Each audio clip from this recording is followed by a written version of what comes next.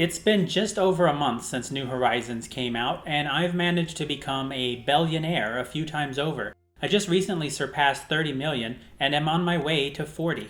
So first off, I haven't used any exploits, cheats, or time travel. That being said, the vast majority of my wealth has come through trading online, and I can't be certain the people dropping exorbitant numbers of bells on the various furniture I crafted weren't cheating somehow though. But before I get into trading, let's talk about some of the other money makers. Being an Animal Crossing veteran, I had a good mind about how to approach earning bells from the start. It's certainly tough early on since you don't have much to work with. Top priority though was gathering all the fruit types. Fortunately, my mom has been playing too, and she started off with apples. That gave me quick access to a non-native fruit which sells for 500 each.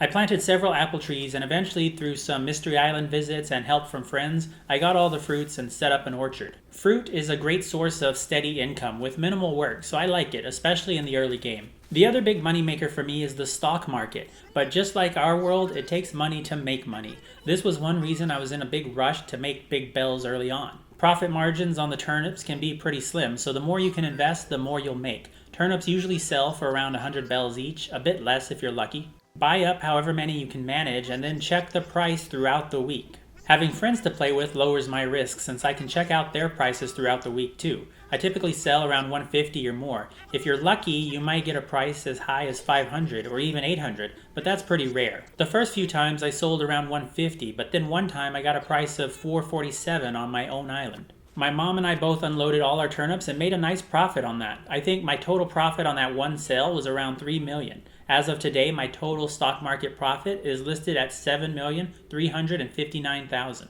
The downside to turnip trading is that it's pretty time intensive. If you buy a lot of turnips, you'll end up making multiple trips and you'll need to clutter your house or island because you can't put the turnips in storage. Still, it's a pretty good source of sizable, steady income each week. The other good sources of income are bugs and fish. I lean more towards bugs because they're easier and you can tell what you're getting. Fish can fetch a good price, but you'll end up with a lot of misses and even more sea bass. With bugs, I can scare off the cheap ones and focus on the big ticket bugs. Evening is usually best for me here since you get hermit crabs and man-faced stink bugs that remind me of my uncle, which sell for 1,000 each.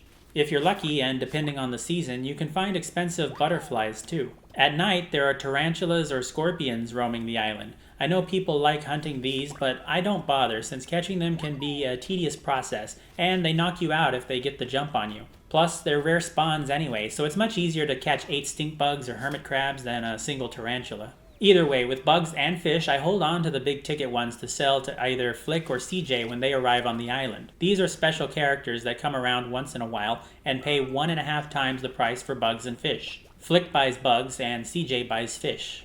Then you have your everyday activities. Finding the buried treasure each day and planting a money tree keeps you generating lots of bells all the time.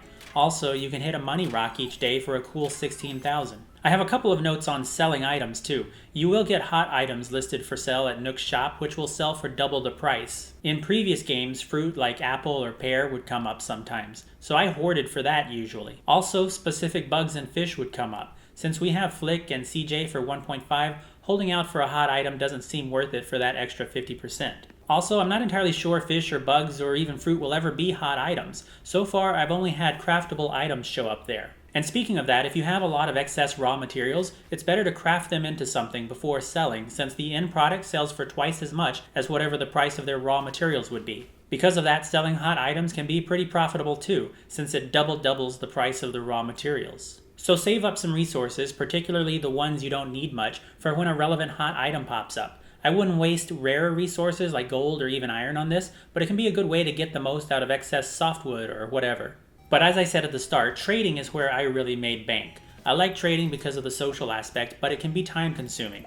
I advertise my products on a Reddit community called AC Trade, but there are other marketplaces out there. I list out what I can craft and my asking price and will usually set aside an hour or so to run trades. My prices might be high compared to others, but that's because it takes time to set up and do a trade. That's downtime you can't be fixing up your island and other chores you need to get to. I think it's important to get paid well for your time. While you could certainly trade all sorts of items, I usually focus on the high-priced ones. The ironwood furniture sells pretty good, and during the cherry blossom season, cherry blossom furniture was going at high prices too.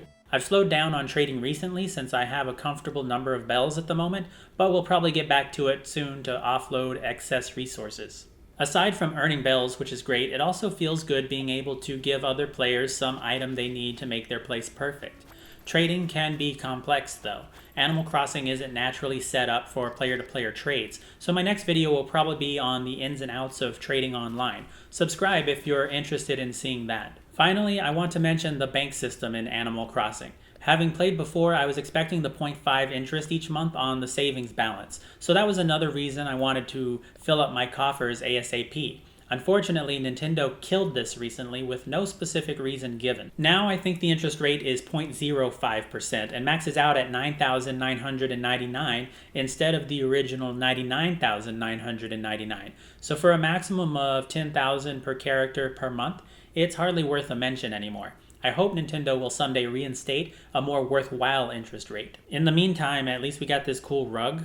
If you found this helpful, please like and share, and if you have your own money-making tips, I'd love to hear about them in the comments. I'll be making more Animal Crossing videos as I continue playing New Horizons, so if you're interested in learning more and seeing what I'm up to with my animal friends, be sure to subscribe.